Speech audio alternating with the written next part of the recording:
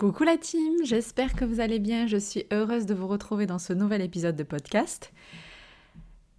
J'ai réfléchi à une question toute bête. Ce podcast s'appelle « Je deviens moi hypersensible heureuse ». Ok Sandra, je deviens moi. Tu deviens toi. J'ai envie de devenir moi. Mais comment on fait? Je me suis dit, en fait, c'est ce dont je parle tout le temps.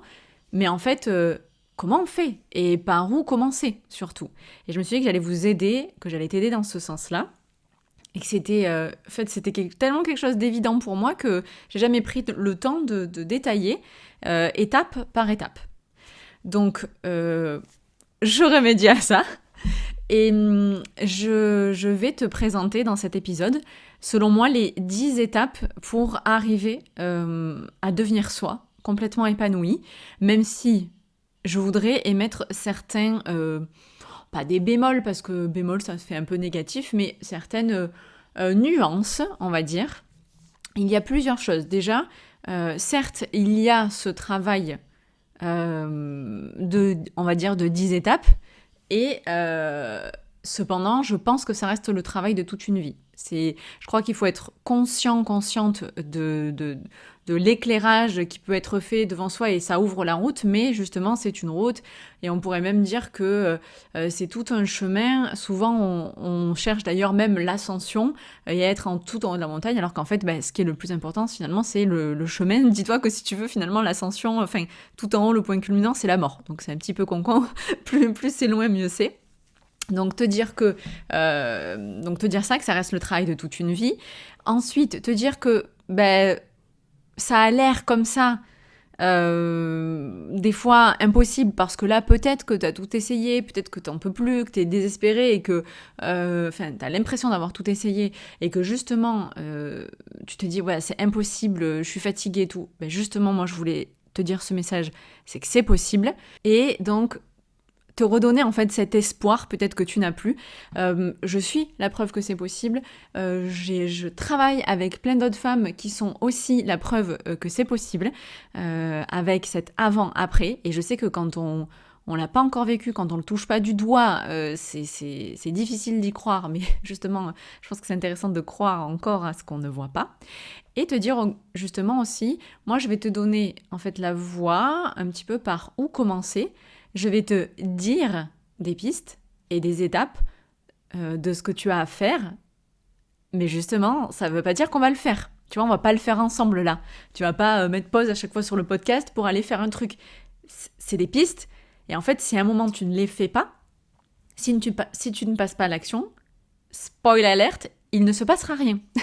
Du coup, encore une fois, c'est là où on en vient en fait à la limite des contenus gratuits, donc des réseaux, du podcast, super, voilà, des e-books et tout. Simplement, au bout d'un moment,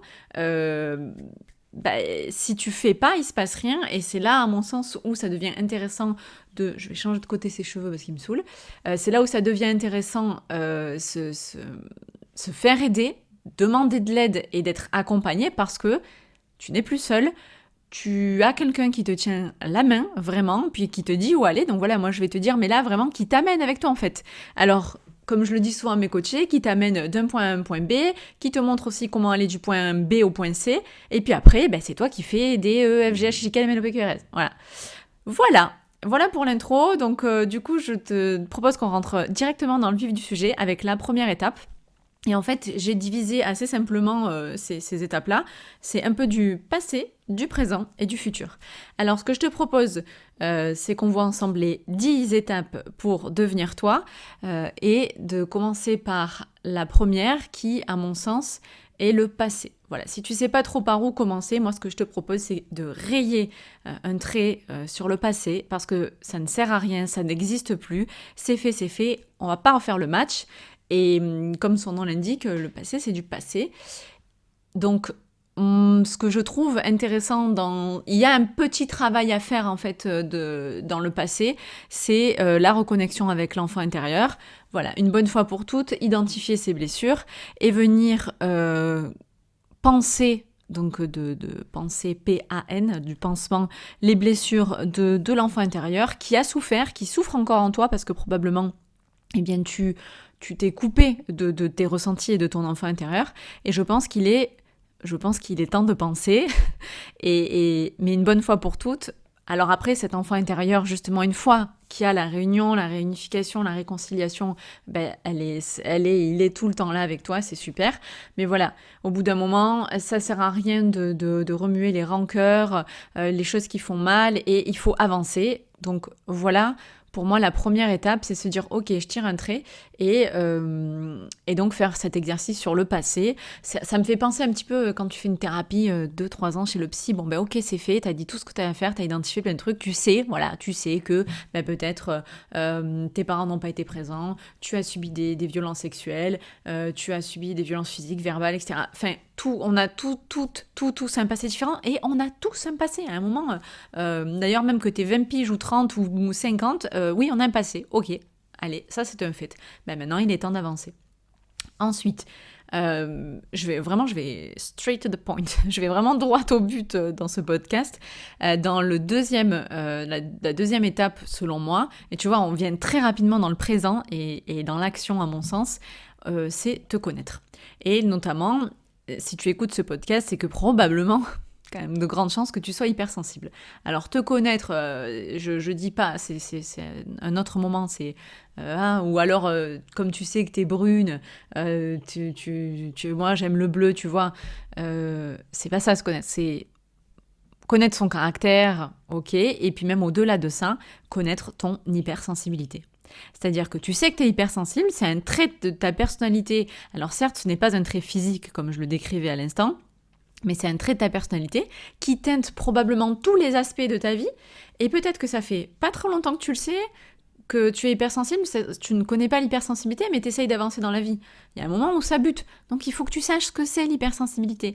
Alors, c'est long, c'est pas ce que je vais expliquer maintenant, tu vois, mais je rappelle que il faut que tu le saches, que tu aies vraiment la confirmation que tu es hypersensible ou pas, que tu saches que dans l'hypersensibilité, il y a de l'hyperempathie, il y a de l'hyperémotivité, que ça ne se résume pas à juste je pleure.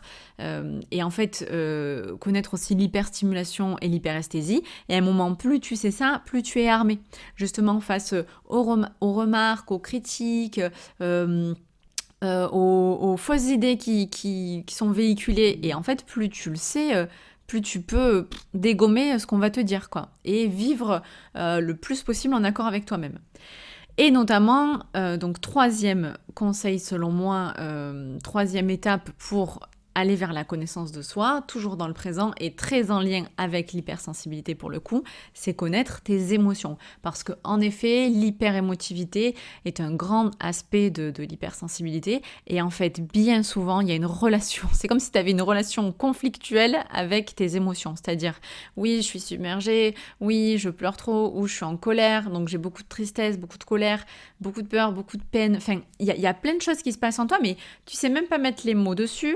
D'ailleurs, ça se trouve, là, je te mets au défi de me citer les émotions principales, tu les sais même pas. Quand je te demande ce que tu ressens, tu vas me dire « Ouais, je sais pas, c'est vrai que je sais pas ce que j'ai ressenti à ce moment-là, quand il s'est passé ça. » Ou alors, tu vas me dire « Ouais, j'ai été saoulée. » Mais enfin, saoulée, c'est pas une émotion, quoi.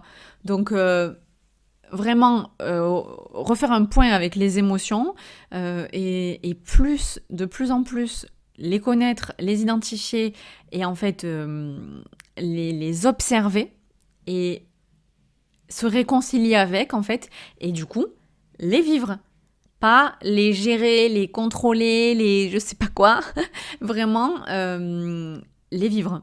Les maîtriser, oui, non, mais non, c'est... En fait, les émotions, c'est le mouvement de ton inconscient vers ton conscient, c'est un message, et à partir du moment où tu accueilles le message, tu arrêtes de voir tes émotions comme des ennemis. Et donc, en fait, voilà, hop, là, en 1, 2, 3, 2 et 3 notamment, je t'ai dégommé ouais, l'hypersensibilité, c'est un problème. Donc non, en fait, c'est juste partie de toi. Et puis d'ailleurs, tu peux pas changer, donc autant apprendre à se connaître. Et les émotions sont mes ennemis. Non, en fait, non. C'est pas du tout là pour te nuire. Au contraire, t'as un super tableau de contrôle. Simplement, il faut que t'aies la notice, quoi. un moment, c'est vrai que ce serait plus sympa si on avait la notice, mais on n'a pas été forcément livré avec.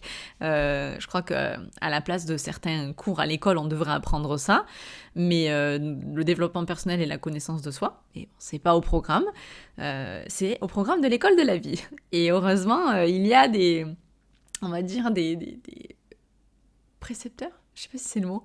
Bref, des personnes qui te transmettent ça, et ben du coup, je te transmets, je te donne l'info. Ok, donc c'est cool. Merci la vie pour ça, qu'on ait toutes ces ressources et ces informations et ces moyens de communication pour se transmettre ça. Donc voilà, je crois que c'est important de faire ces points-là. Ensuite, pour continuer dans la connaissance de soi, donc on a dit 1, le passé, 2, tirer un trait sur le passé, 2, l'hypersensibilité et les émotions, 3, ensuite je dirais qu'il est important en 4 donc de continuer d'apprendre à te connaître parce que tu vas renforcer ton estime personnelle. C'est important en fait très très souvent il y a un problème d'estime de soi, notamment chez l'hypersensible. Alors chez beaucoup de gens, mais encore plus chez l'hypersensible, car comme je le rappelle, les hypersensibles ne concernent que 20% en fait des êtres de la population. Donc potentiellement, en face de toi, tu as 80% de gens qui ne te ressemblent pas. Donc mathématiquement, tu finis par croire que toi, tu as un problème. Et donc tu grandis dans ton esprit avec ce truc, ouais mais j'ai un problème, c'est moi qui va pas... C'est moi qui vais pas, oh pardon, décidément, c'est chez moi que ça va pas, je voulais dire. Et donc, tu viens à te dire, et puis en plus on te le répète, donc toi tu le crois, on te le dit tout le temps, du coup tu finis par croire les gens, bon c'est vrai, j'ai un problème, du coup je suis nulle, les deux choses c'est je suis nulle et je suis pas capable. Alors c'est deux choses différentes, et c'est important de travailler sur les deux. Et d'ailleurs souvent il y a une confusion entre l'estime de soi et la confiance en soi. Et donc renforcer ton estime et gagner en confiance en toi. L'estime de soi, c'est plutôt de l'ordre de l'être, et la confiance en soi, c'est plutôt de l'ordre de faire. Et il faut les deux. C'est-à-dire que tu dois savoir qui tu es et connaître ta valeur, et savoir que tu es capable de tout faire. Ok ? Donc, introspection dans ce sens et renforcement de ces deux aspects-là. Ensuite, 5, je fais un pounce, je suis perdue dans mes chiffres, attends. On a dit 1, le passé, 2, l'hypersensibilité, 3, les émotions, 4, l'estime et la confiance, ensuite 5, 6, 7, 8, 9, attends. Bon, je fais un pounce. Bon, en fait, ce sera pas 10 conseils, enfin 10 pistes, mais 11, mais tant mieux, du coup il y en a une en plus. Du coup, j'étais perdue dans mon compte.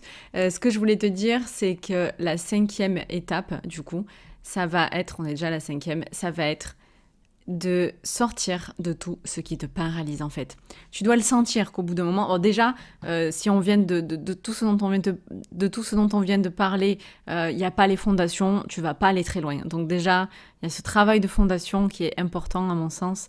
Et ensuite, tu vas pouvoir commencer à vraiment déjà tomber dans ce passage à l'action et allez, ok, je me dépêtre. Consolider, reconsolider, puis donc effacer, consolider, et là, dire allez, je me libère, ok, on enlève les couches, et donc dans cette 5e étape, tu vas avoir la couche bien trop lourde des peurs et la 2e couche, les croyances. Et c'est vraiment deux choses qui probablement t'handicapent énormément.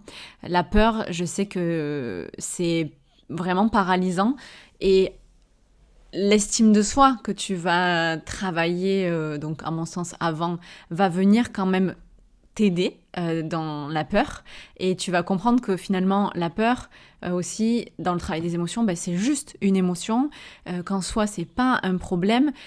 Alors après il y a plus loin, c'est-à-dire qu'il y a peut-être de l'angoisse, de l'anxiété, et là pour le coup tu es dans le terrain de l'imaginaire, et là ça va plutôt nécessiter quelque chose à traiter. Et ensuite, et tu as aussi cette peur, pour le coup, de la peur du jugement, la peur de toi-même. Et en fait, plus tu vas renforcer l'estime de soi, moins tu vas avoir cette sensation-là, même si, par exemple, le fameux syndrome de l'imposteur, tu vois, des fois, toc toc, ça vient retoquer, c'est jamais très très loin. Et en fait, c'est c'est un peu normal, j'ai envie de te dire. Vraiment, on est tous, ou on passe tous à des moments par là. Et pareil, pour le coup, le syndrome de l'imposteur, ça va être la peur plutôt off, d'être démasqué, mais pas que de faire, mais beaucoup. Et du coup, ça va t'empêcher de passer à l'action. Et il faut dédramatiser tout ça et justement continuer le travail d'estime de soi aussi, de confiance en soi. Tu vois, c'est pour ça que je parlais du travail de toute une vie, parce que finalement, faut pas lâcher. Et ce à quoi, donc comme je parlais de couches aussi, ce qui est encore plus renforcé, c'est les croyances. Et donc là, il y a vraiment un tri à faire, un tri et un travail et de l'analyse, vraiment prendre conscience, analyser et puis déconstruire pour reconstruire. Parce qu'on a beaucoup ce qu'on appelle les croyances limitantes. Et je crois que c'est important de les transformer en croyances aidantes pour s'en libérer. Et tu verras que les croyances, si tu t'intéresses à ce sujet et que tu vas dépêtrer tout ça, c'est en effet hyper paralysant. Et en plus, tu verras que il y en a énormément, et puis il y en a énormément qui sont pas à toi. Si tu veux, il y a un peu les croyances culturelles, les croyances en fait héritées, les croyances familiales, il y a les croyances, puis il y a celles que toi tu te crées, puis il y a celles qui t'appartiennent, qui ne t'appartiennent pas. Euh, alors j'allais te dire, je pourrais en parler des heures, et c'est justement ce que j'ai choisi de faire. Ah, tiens, je sais pas si je l'aurais dit avant, ou alors si tu vas avoir l'exclusivité dans ce podcast. En fait, non, je crois que je l'aurais dit avant. En fait, le 1er février, justement, j'organise une masterclass où je fais péter 45 croyances en 45 minutes. Alors, je mens un peu, c'est vraiment un titre racoleur parce que, en fait, il va me falloir un peu plus de 45 minutes parce que je vais passer un peu plus d'une minute par croyance. Mais en fait, tout ce que tu te dis qui t'empêche de vivre la vie que tu veux, la vie de tes rêves, je fais tout péter en 45 minutes. Donc, allez, je pense qu'on va passer 1 heure et demie ensemble et je te dis, non, mais ça c'est faux, ça c'est faux, ça c'est faux, ça c'est faux, ça c'est faux. Et je déconstruis, et je déconstruis. Donc, j'ai imaginé ça et je serai en live c'est un mercredi 1er février. Donc, c'est vraiment un énorme travail. Et ça te suit beaucoup. Et en plus, des fois, t'en as qui partent, t'en as d'autres qui arrivent. Donc vraiment, les croyances, c'est un gros bloc, c'est la folie. Ensuite, donc 6e piste, selon moi, pour devenir toi, faire la différence entre l'amour et la dépendance affective. En fait, tu es probablement en couple ou pas. Peut-être que tu es aussi célibataire, mais enfin, ou tu as déjà été en couple, en fait, c'est ça, de près ou de loin, tu penses avoir touché du doigt l'amour. Eh bien, là, pour le coup, il y a une grande croyance. Très souvent, l'amour, c'est pas l'amour. Surtout quand on a souffert et qu'on est hypersensible. Très souvent, l'amour, c'est de la dépendance. C'est de la dépendance affective. Alors, je crois que c'est hyper intéressant. Si ça ne te concerne pas, tant mieux, mais en tout cas de se poser la question et de dire, ok, est-ce que je suis vraiment dans le sentiment amoureux ou est-ce que je suis dans la dépendance? Est-ce que j'ai peur? De quoi j'ai peur? D'être seule? Tu vois, on en revient encore aux peurs. Donc tu les auras peut-être aussi identifiés avant. Mais là, il y a vraiment, je pense, un focus à faire dans le couple ou le non-couple encore. Parce que peut-être qu'en fait, tu as aussi énormément de choses qui te bloquent encore, te paralysent ou te mettent beaucoup d'enjeux sur un potentiel futur couple et qui fait que oui, mais moi je veux rencontrer quelqu'un, pour moi il n'y a que le cœur qui compte. Je parle de vécu, ça s'entend, hein, puisque moi je suis toujours, on va dire, dépendante affective parce que c'est un petit peu comme l'alcoolique qui ne touche plus à une goutte d'alcool. Il dit même 18 ans après d'état de sobriété qu'il est alcoolique. Et bien c'est pareil pour la dépendance affective et donc je crois que c'est vraiment important d'aller se poser ces questions-là sur ce qu'on ressent, ce qu'on ressent pas, ce qu'on veut vraiment, pour quelles raisons on fait ou on ne fait pas la démarche d'être en couple ou pas, et d'analyser un petit peu la personne avec qui on est, comment on se comporte dans cette relation. Voilà, je crois que c'est vraiment une piste en or. Ensuite, au-delà de la piste du couple, en 7e position, il y a la piste des relations plus globales. Je crois qu'il est important d'identifier ce qui nous sert et ce qui ne nous sert plus et de faire le tri dans nos relations. Alors je sais que parfois c'est très compliqué de couper le cordon, je sais que parfois c'est l'est d'autant plus quand c'est la famille parce qu'on croit, encore une croyance qu'on a de façon héritée comme ça, parce que c'est ma sœur ou parce que c'est ma mère ou parce que c'est mon père, enfin que vraiment c'est assez proche et que c'est la famille, on n'a pas le droit de couper les liens. C'est faux. Je sais que c'est plus dur, mais c'est faux. Et en fait, à un moment, il faut pas oublier que dans une relation, on est deux. Et donc, si tu subis en fait du mal-être, si une relation t'est inconfortable, tu joues le jeu en fait. Tu joues le jeu de la relation toxique, de la toxicité. Il y a un va-et-vient. Donc, tu acceptes le deal en fait. C'est un peu pactisé avec le diable, mais c'est malheureux, mais observe ça.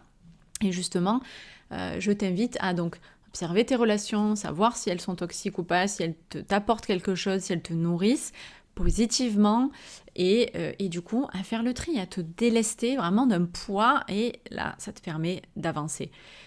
Et donc d'ailleurs c'est aussi très en relation avec le couple parce que malheureusement ta relation de couple peut être une relation toxique et alors en parlant de l'autre en fait qui est juste peut-être au maximum de lui-même ou d'elle-même et on n'a pas plus, ou là peut-être même va y avoir de la manipulation, enfin vraiment des comportements hyper toxiques, pervers narcissiques, etc. Mais justement c'est attention avec ce terme, à prendre avec des pincettes parce que on a tendance à maintenant avec les réseaux ou tous les livres qui sont sortis sur le sujet à mettre des étiquettes comme ça, là, tuc tuc tuc, PN, pervers narcissique, mais c'est quand même un terme à utiliser avec des pincettes, ça ne concerne pas vraiment tout le monde et encore moins que les hommes. Il n'y a pas à stigmatiser parce qu'il y a aussi des femmes qui ont des comportements toxiques et manipulateurs. Ok ?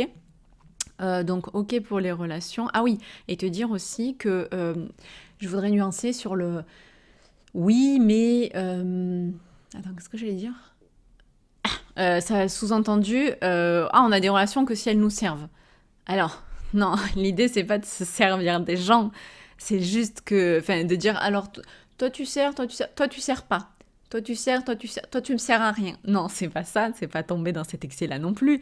Mais en fait, par contre, en effet, si t'as peu de communication avec les gens, qu'ils t'appellent 2 fois par an, puis à chaque fois c'est pour te demander quelque chose, et qu'en plus c'est pour te forcer, parce que t'es pas forcément ok, et qu'à un moment où tu vas appeler ou fréquenter ou voir ça, tu vas pas être toi-même et t'es trop mal, là, je pense qu'on peut se délester et avancer. Tu vois la différence ? Ou sinon, évidemment, c'est le reste des relations, t'es pas obligé d'être cul chemise avec tout le monde et que ce soit toujours absolument désintéressé dans les deux sens. Évidemment, ce serait se leurrer que de croire ça. Mais voilà, un petit peu de nuance. Et juste, en fait, il faut que tu te poses la question de savoir si ça te fait du bien ou pas, quoi. Ok ? Donc on était sur le 7, on est déjà au 8. Donc après la relation de couple, la relation avec les autres plus généralement, il est temps d'avoir une relation avec toi.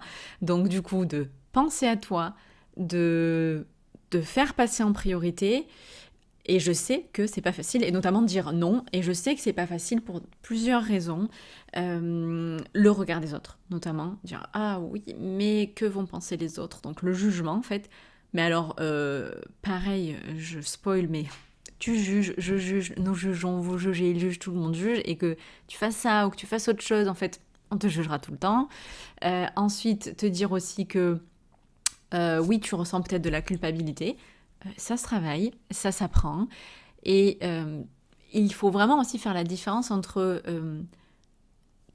une démarche un petit peu égocentrée et vraiment égoïste. C'est pas la même chose en fait. C'est normal en fait de se nourrir soi-même.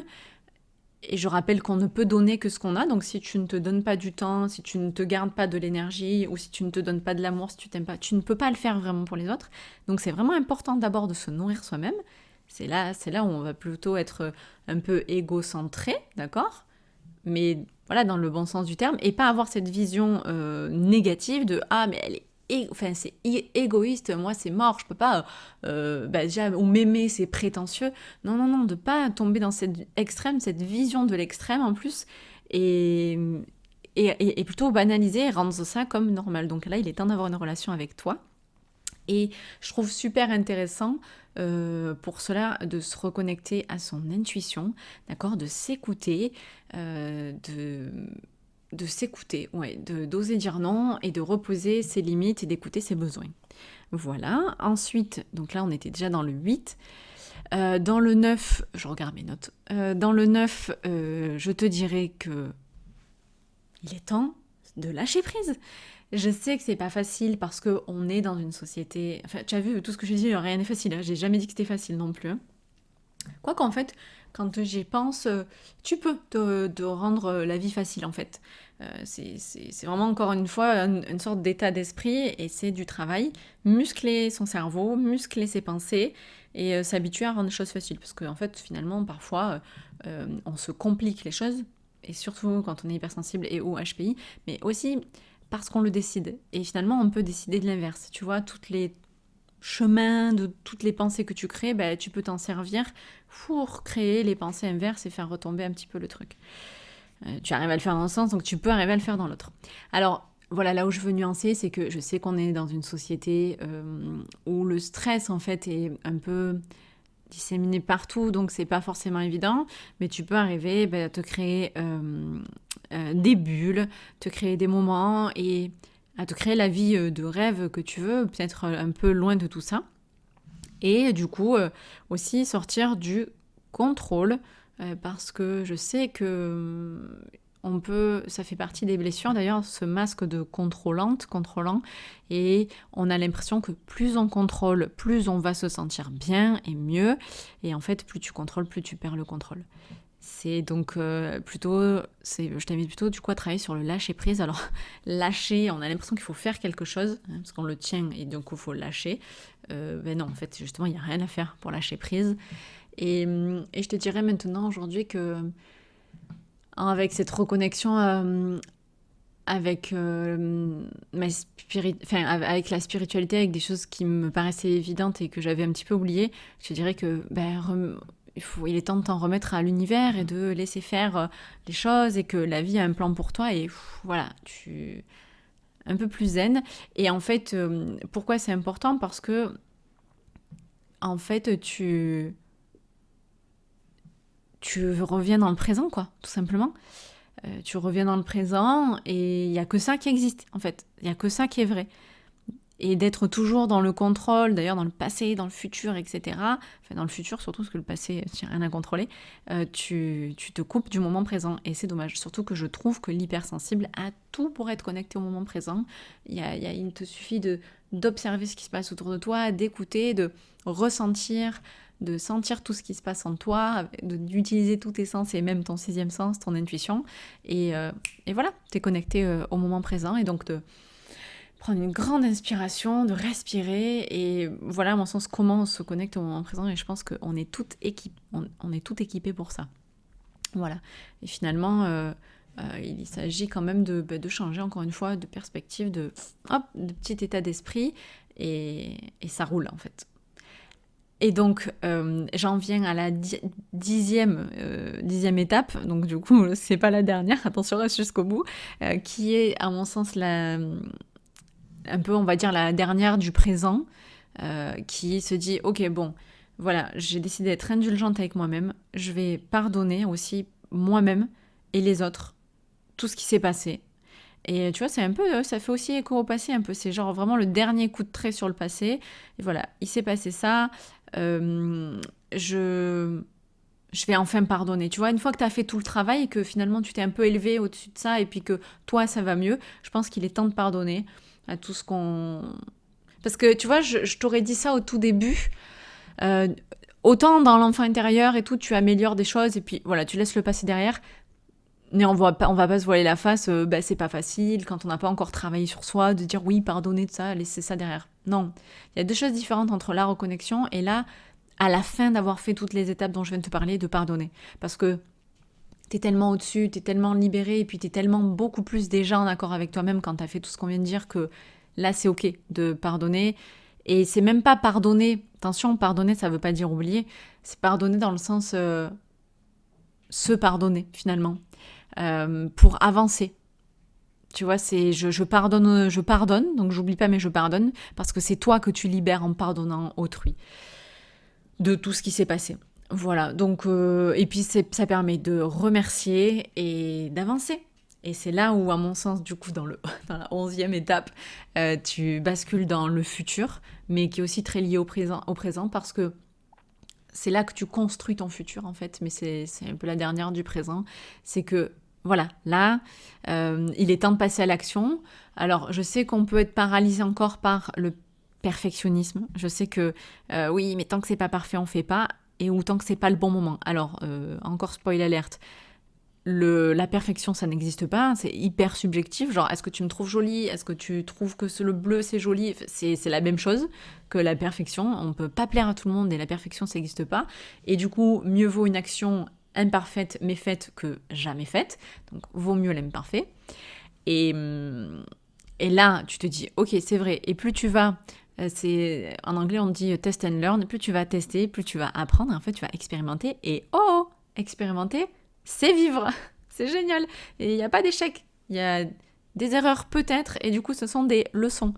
D'ailleurs, donc il y a peut-être le perfectionnisme qui t'empêche d'avancer. Le perfectionnisme qui t'empêche... Oh je sais pas, aujourd'hui, j'arrive pas à parler. Il y a peut-être encore le perfectionnisme qui t'empêche d'avancer. Je réussis. Il y a le perfectionnisme, mais donc pas que. Il y a aussi peut-être ce que tu penses être un problème, c'est la procrastination. Mais alors, je te le dis, ça n'existe même pas. Enfin, c'est même pas un problème, la procrastination, parce que c'est un état dans lequel tu te mets. Évidemment, tu repousses et tout. Mais c'est plutôt une conséquence de quelque chose. Et tu viens pas mettre un pansement sur une jambe de bois, là. La procrastination, c'est pas le problème. Le problème, c'est avancer. Mais du coup, est-ce que tu as bossé sur la confiance? Oui? Non? Pas encore? Ok. Et surtout, est-ce que ce que tu fais, ce que tu as à faire, parce que du coup, tu le repousses, tu as vraiment envie de le faire? Est-ce que ça te plaît? Est-ce que ça te fait vibrer? Parce qu'en fait, bien souvent, le problème, il est là. C'est que t'as pas envie de faire ce que tu veux faire. Et...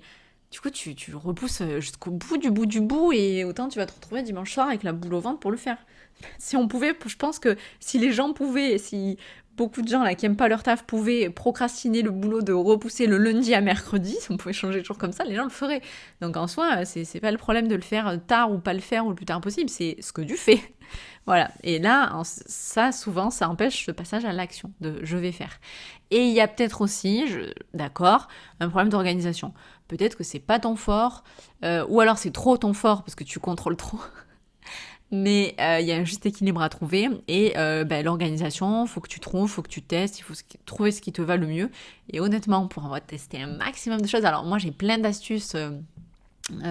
Méthode Pomodoro, des astuces de productivité pour être dans un travail profond, se déconnecter. Et on va pas se voiler la face, encore une fois, en 2022, 2023, dans cette décennie-là, on est happé, notre temps a une énorme valeur, on est happé par tout ce qui se passe, une quantité énorme d'écrans, de services dans les écrans, de réseaux, etc. Donc c'est pas facile.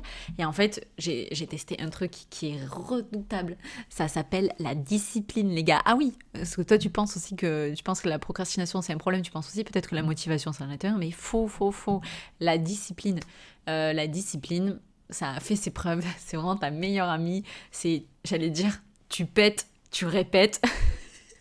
Mais voilà, tu répètes, tu pètes et tu répètes. Et en fait, tu te poses plus la question de est-ce que tu as envie de le faire ou pas, tu le fais en fait, c'est tout. Et tu le fais, ça marche pour le sport, ça marche pour le travail, ça marche, après quand t'aimes ce que tu fais, limite, bon si, on va pas se voir la face, même si moi par exemple j'adore ce que je fais, des fois il faut que je le fasse quand même, et voilà, j'adore tourner des reels, mais des fois j'en ai 4 à tourner, je me dis, oh, bon je le fais quand même, voilà. Donc il y a plein d'outils pour l'organisation, notamment des outils dans l'ordinateur. On dirait une vieille qui vient de dire ça. Des outils, je veux dire, d'organisation, je trouve pas le mot. Ça t'aide à la planification, enfin, justement au contraire, t'as ton ordi, t'as ton téléphone, ça te dérange tout le temps, certains de telle sorte que ça t'apporte en fait, que ce soit hyper constructif et tu verras que tu peux faire des choses extraordinaires que tu ne soupçonnais même pas parce que tu as du temps. Et oui, on a tous du temps. Et souvent cette excuse à 2 balles de genre ouais j'ai pas le temps de lire ou j'ai pas le temps de faire 4 abdos ou quoi, mais c'est faux. C'est juste que déjà, commence par lire une page, 4 pages, une page, puis après 4 pages ou un abdal, 2 abdos. Tu vas voir que tu as le temps. Parce qu'en fait, encore spoil alerte, on a tous 24 heures dans la journée. Vraiment, on a tous le même temps. Donc il n'y a pas de raison que certains arrivent à faire énormément de choses et bam, bam, bam, et que toi, tu n'y arrives pas. Tu peux y arriver, vraiment. Voilà pour la 11e solution. Et donc ça, tu vois, là, quand tu fais une routine, ta discipline et tout, et là tu commences à passer à l'action. ok, voilà pour moi l'ordre, voilà pour moi par où commencer, et je trouve qu'il y a un ordre à respecter. Tu vois, c'est un peu militaire comme organisation, mais pour le coup, c'en est une. C'est la mienne, c'est celle que je propose. Et c'est cadeau. Et je sais que c'est énormément de travail dans chaque pièce du puzzle, mais je vois pas comment on peut faire autrement. Tu vois, c'est à mon sens, si tu fais tout ça mais il manque une pièce, ben, c'est pas fini. Si tu fais tout ça pas dans le bon ordre, il y a moyen que tu recommences. Et je vois pas comment, ouais, je vois pas comment. Tu sais, c'est un peu comme quand tu mets les bords autour du puzzle et après tu fais le dedans. Enfin, d'abord tu fais les coins, après tu fais les bords, après tu fais le dedans. Enfin, tu vois, pour moi, c'est logique. Je vois pas comment on peut faire autrement. Et je te dis, c'est cadeau dans le sens où, bah, en fait, c'est tout ce que je fais dans le programme. Et alors, en fait, c'est tout ce que je fais en coaching et c'est tout ce que j'ai mis dans mon programme. Et du coup, je me suis dit, ben, je vais leur dire, parce que visiblement, ils sont pas au courant. Parce que si vous m'écoutez encore, si vous me suivez, il y a cette envie, en fait, d'aller bien, d'aller mieux. J'ose espérer, parce que sinon, c'est de l'autoflagellation. C'est genre, non, je suis mal, je veux continuer à aller mal. Mais attention, ça, c'est de la victimisation. Et moi, je l'ai fait aussi, hein, parce que j'étais bien quand j'étais dans ma victimisation. Oh, pauvre Sandra. Oh, Sandra, elle a pas trop de chance quand même. Oh, et moi, j'aimais bien qu'on s'occupe de moi comme ça. C'était super qu'on me console et qu'on s'apitoie un peu sur mon sort. J'avais l'impression qu'on m'aimait. Donc, j'ai pas de jugement. Moi aussi, j'ai été dans la victimisation. Et puis franchement, j'avais peur. Voilà, je savais même pas par où commencer. Donc, j'espère t'avoir donné des pistes, des clés. Et puis, donc, comme je te disais, c'est cadeau. Par contre, bah, il faut le faire. Et donc, quand tu te dis, ok, y a... Attends, je bouge ma chaise. Tu te dis, ok, il y a tout ça à faire. Mais ça, c'est quoi? Parce que bon, voilà, comme je t'ai dit, je te donne des pistes. Mais là, on peut pas faire toutes les pistes ensemble. Je crois que ça fait déjà 1 heure que j'enregistre. Attends, fais voir. 38 minutes, ça va. C'est des pistes et on n'a même pas fait. Je t'ai juste dit. Donc, j'imagine que ça peut faire peur et que malgré tout ce que je t'ai dit, tu te dis, mais toujours, mais qu'est-ce qu'elle veut dire là? Ça, j'arrive pas à le comprendre toute seule. Ou ça, je l'ai fait, je comprends pas. Peut-être que t'as mal fait aussi. Ou que c'était il y a longtemps qu'il faut recommencer, que t'as changé. Il y a 1 milliard de raisons qui fait que peut-être t'es encore toujours pas bien dans tes baskets. Et du coup, si je pouvais te donner un 12e bonus, pour moi, ce serait vraiment que tu demandes de l'aide si tu as tout ce que je t'ai dit, si tu as essayé, que ça marche toujours pas, ou alors qu'il te manque des choses, mais que tu sais pas aussi où prendre des informations. Moi, c'est pour ça que j'ai créé le programme Je deviens moi, que j'ai créé ce programme, parce que à l'époque, là, je dis encore merci pour les moyens de communication, genre merci pour ce micro, merci de s'enregistrer, merci de diffuser comme ça, parce que à l'époque, il y avait que dalle, il y avait Nib, Niet, nada. Je me suis débrouillée toute seule, j'ai galéré, enfin déjà j'ai souffert surtout, puis j'avais pas les infos, j'ai vraiment expérimenté. Après je me suis formée, j'ai appris des choses et tout. Mais je te parle de ça il y a... quel âge j'ai? Ça doit faire 8 ans, 10 ans, je sais plus. Ben j'ai bien galéré quoi. Et je me suis dit, mais c'est mort. D'ailleurs c'est pour ça que c'est comme ça que j'ai trouvé mon grand pourquoi. C'est, moi je veux aider, je veux t'aider, dans le sens où et à l'époque, ça n'existait pas, cette aide. Aujourd'hui, tu peux pas dire qu'elle n'existe pas. Je suis là pour t'aider, mon programme, il est là pour t'aider, ce podcast, il est gratuit, il est là pour t'aider. Mais c'est sûr que c'est pas magique, voilà, c'est pas easy non plus. Il faut quand même un peu bosser, voilà, il faut faire, en tout cas. Tu vois, c'est là où je te disais au tout début, attention, je te donne des pistes, mais ça va pas se faire tout seul. Et en plus, personne va le faire pour toi. Voilà. Voilà, je pense que je t'ai tout dit. Ah, juste, je te répète un truc. J'en profite, c'est mon podcast, je peux faire mon auto-promo quand même. Si je l'avais pas moi, c'est pas le grand fort des hypersensibles quand même de se vendre. Donc, le programme que tu peux retrouver en vente dès le... Alors, tu peux déjà t'inscrire sur la liste d'attente et il sera en vente à partir du 1er février et uniquement jusqu'au... Attends, j'ai un bug. Il sera en vente du 1er février au 15 février. Après, c'est quick. Je commence avec celles qui se sont inscrites et on part pour 3 mois ensemble. Et alors, je te fais la parenthèse, ce qu'il y aura dans le programme, tout ce qu'on vient de se dire. Grosso modo, il y a tout ce qu'on vient de se dire, module après module, étape après étape, puzzle après puzzle, pièce de puzzle après puzzle. Et semaine par semaine, avec mon suivi. Tu peux m'écrire tous les jours et moi je check toutes tes réponses tous les jours sur l'appli, tout ce que tu travailles, tout ce que tu as réussi à écouter, avancer. Et on se voit toutes les 3 semaines. C'est-à-dire qu'il y a un premier live en février, un deuxième live en mars, un troisième live en avril. Donc voilà, je démarre en fait, le train il démarre en février, donc je t'invite à monter dedans, parce que sinon il va partir sans toi. Et ça, c'est... Donc voilà, à la fois du suivi, à la fois de l'autonomie, et en même temps, t'es pas du tout lâché dans la nature, puisque moi, je suis là tout le temps, soit par écrit ou dans ces lives, où on fait les bilans ensemble, on avance, tac, et je crois en la dynamique de groupe. Après, t'es pas obligé, forcément, tu peux être là pour voir, écouter dans le live ce que les filles, elles ont fait ou pas fait, et ça peut t'aider toi, parce qu'on a tous des tempéraments différents, il y a des extravertis, des introvertis, t'es pas forcément obligé de te mettre en avant et tout, pas de souci. Et ensuite, non mais souvent les gens dans le coaching de groupe, ils croient que alors on t'écoute Maria, et chacune parle l'une après l'autre. Alors moi, c'est pas du tout ça. Ensuite, te dire que j'ai un autre truc à te dire, donc ça c'est pour le programme, oui, et te dire que du coup, on se retrouve, si tu veux même avoir un plus grand aperçu de comment on peut travailler ensemble, et toi et moi, et en groupe, le 1er février, heure à déterminer, pour la masterclass sur les croyances, où je détruis 45 croyances en 45 minutes. Alors, on va passer 1h30 ensemble, et je laisserai aussi un peu de temps pour les questions. Et voilà. Donc, on se retrouve d'ici là. Voilà, la team, j'en avais pas parlé jusqu'à présent parce que c'était évident pour moi et je me rends compte que ça l'est pas forcément pour toi, pour tout le monde. Donc je pense que c'était important de rallumer la lumière et d'éclairer à nouveau le chemin. Et je te souhaite que ce chemin soit le plus cool pour toi. Justement, j'essaie de te le faciliter. Donc écoute, facilite-toi aussi la vie. Et j'ai hâte d'avoir tes retours sur cet épisode et on se retrouve très très vite.